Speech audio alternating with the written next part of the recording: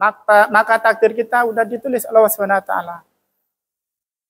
Bagaimana rezeki kita, jodoh kita, dan ajal kita udah tertulis oleh Allah Subhanahu wa taala. Kita manusia tidak apa-apa, tidak bisa apa-apa. Semua udah dikendalikan oleh Allah Subhanahu wa taala. Maka kita sebagai umatnya, sebagai makhluk Allah Subhanahu wa taala, umat baginda Nabi Muhammad sallallahu alaihi wasallam, hanya mampu bersyukur kepada Allah Subhanahu wa taala. Karena kita diciptakan oleh Allah Subhanahu wa taala dengan sebaik-baik bentuk. Laqad khalaqnal insana fi ahsani taqwim. Allah menciptakan manusia dalam sebaik-baik bentuk.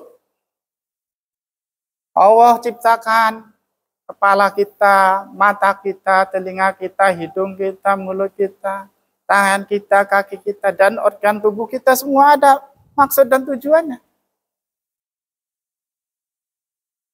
Kita ini manusia hanya mengikuti apa yang diarahkan oleh Allah Subhanahu wa taala. Dan hanya berserah diri kepada Allah Subhanahu wa taala. Wazkuru li wa la takfurun, dan bersyukurlah kepada nikmat-nikmatku yang telah kuberikan kepadamu. Dengan bersyukur kepada Allah Subhanahu wa taala, maka hidup kita akan menjadi tenang. Wazkuru li wa la takfurun, dan janganlah kamu ingkar akan nikmat-nikmat Allah Subhanahu wa taala. Sudah diberi kenikmatan, sudah diberi hidup enak, maka kita tidak boleh ingkar, harus bersyukur, berbagi kepada saudara kita. Saudara kita kesusahan kita bagi juga. Karena rezeki itu bukan milik kita semua. Ada hak, sebagian ada hak dari saudara kita untuk ditunaikan. Kita berbagi. Dan di dalam kesusahan kita janganlah syirik menyembah kepada selain Allah. Tetaplah memohon kepada Allah. Ya ayyuhalladzina amanu ista'inu bis-sabri was-shalah. Innallaha ma'as-sabirin. Hai orang-orang yang beriman, mintalah pertolongan Allah dengan sabar dan sholat. Karena setiap kita ini akan diuji oleh Allah Subhanahu wa taala. Jalan satu-satunya yaitu dengan menyelesaikan semua masalah dengan sholat. Kehidupan kita akan baik kalau kita selalu mengerjakan sholat 5 waktu. Tepat waktu. Lebih cepat, lebih bagus. Mana dikumandangkan suara azan, disitulah kita langsung mendatangi. Jangan ditunda-tunda. Karena kalau ditunda-tunda, maka jadinya nggak sholat. Nanti, akhirnya waktunya habis. Maka kalau mendengarkan suara azan, panggilan Allah Subhanahu wa taala, harus cepat-cepat datang, mendatangi masjid. Karena itu panggilan raja di raja, penguasa daripada penguasa. Jangan kita kalau dipanggil sama Pak Camat, Pak Bupati, langsung siap-siap. Ada orang datang ke rumahnya, Assalamualaikum, Pak. Bapak diundang sama Pak Camat hari ini. Maka orang itu langsung akan bergegas cepat-cepat. Sebentar ya. Dia nggak mau nunda-nunda. Padahal Pak Camat itu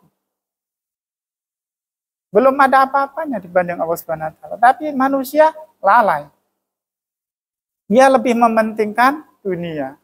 Mau cepat-cepat dia pakai ganti baju serang. Apalagi dipanggil Pak Presiden. Dipersiapkan semua bajunya yang bagus-bagus, dipakainya yang bagus sepatunya, mandi yang wangi. Tetapi kalau mendengar azan Allah Subhanahu wa taala, panggilan Allah Subhanahu wa taala, mereka lalai. Bahkan masuk kuping kanan, keluar kiri. Akan-akan tidak ada berkesan. Padahal dia nggak menyadari kalau dia hidup di dunia ini hanya sementara aja. Hanya sementara aja hidup di dunia ini, enggak lama-lama. Paling lama 80-100 itu udah kuat kali. Karena baginda Nabi Muhammad SAW umur beliau wafat 63 tahun. Maka yang bisa melebihi itu pergunakan untuk beribadah kepada Allah SWT. Karena sisa hidup kita ini kalau nggak dipergunakan untuk beribadah kepada Allah SWT, maka akan sia-sia. Bagaimana kehidupan di kubur dan di akhirat nanti, itu yang menentukan hidup kita di dunia ini. Kalau kita hidup di dunia ini tidak ada amalan sama sekali, maka sudah pasti akan masuk neraka. Dan Allah akan mencabut nyawa manusia itu sesuai dengan kebiasaannya. Bagaimana kebiasaannya bertani, maka Allah akan cabut dia ketika bertani. Apabila dia menjadi seorang sopir, maka Allah akan cabut dia pas lagi nyopir. Dan apabila dia seorang penyanyi, maka dia lagi joget-joget nyanyi, tiba-tiba langsung dicabutnya yang ambruk. Dan juga seandainya orang itu udah biasa jadi sopir angkot, kernet, maka orang itu akan dicabut nyawanya seperti kebiasaannya. Bahkan dalam sakaratul maut, orang suruh nyebut kalimah la ilaha illallah, tak bisa karena kebiasaannya kalau kerja di pasar, menawarkan barang-barangnya. Ayo 1.003, 1.003, pakaian 1.003, pakaian 1.003. Ada yang jual, ayo ini, barang bagus, ikan sekilo 2.000, sekilo 25.000. Maka pas dicabut nyawanya tidak bisa mengucapkan kalimat thayyibah la ilaha illallah Muhammadur Rasulullah. Dia bisa mengucapkannya. Ayo pakaian 1.003. Keluarganya sudah menuntunnya. Sebut la ilaha illallah, la ilaha illallah. Katanya mereka enggak terkesan dengan kalimat la ilaha, terkesan dengan ucapan dia waktu sehari-hari. Dan bagaimana kita biar bisa mengucapkan kalimah la ilaha illallah Muhammadur Rasulullah ketika dicabut nyawa kita, maka kita harus selalu ingat kepada Allah SWT dengan berzikir. Ala bi dzikrillah tatma'innul qulub. Dengan mengingat Allah, hati akan menjadi tenang. Di dalam rumah kita berzikir, keluar rumah kita senantiasa berzikir, naik motor berzikir, naik mobil berzikir, sambil kerja berzikir.